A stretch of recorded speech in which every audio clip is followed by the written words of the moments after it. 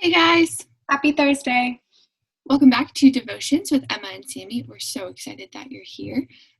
Today, we're going to be talking about Paul some more. So, if you remember from yesterday, Paul was someone who told so many people about Jesus, and he wrote a lot of letters to different churches to teach them how to better understand God and how to live better lives.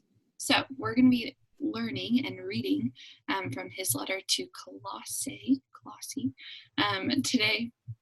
So we're going to learn about what he said to them and then what it means for us today since we're not in that time.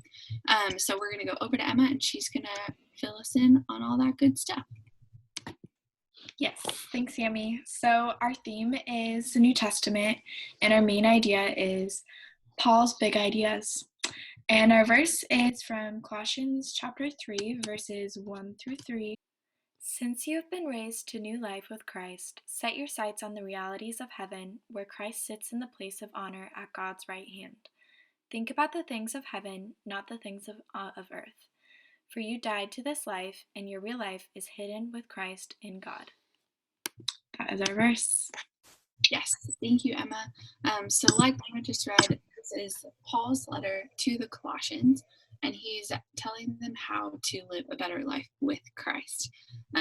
So he talks about this new life with Christ, but what we're going to focus on today is when he says, think about the things of heaven, not the things of earth. So he makes this distinction. He separates the two, saying these are the thoughts of heaven and these are the thoughts of earth. So when we think about this idea of thinking of the things of heaven, the author of the book that we've been reading says it means to focus on how God intended things to be instead of how things might be. So if you think way back to when we first started doing these devotions virtually, we talked about how God created the Garden of Eden and it was perfect. And then sin entered the world and it was no longer perfect. So that is how God intended things to be. He intended them to be perfect. But we've also been talking this whole time about how God has a plan and he's redeeming creation through Jesus. So with this kind of all in our minds, we're going to go to our question for today. And I want you to keep thinking about this idea of how God intended things to be versus how they might be. So I want you to think about your life. And then I want you to ask yourself, how can I think this way today? So maybe think of one thing, and maybe instead of thinking about it how it is or how it might be, think about how God intended it to be and focus on that. So I want you to pause right now and ask yourself that question.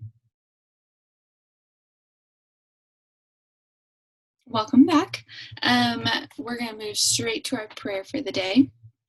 In order to better understand how God intended things to be, we have to know more about God.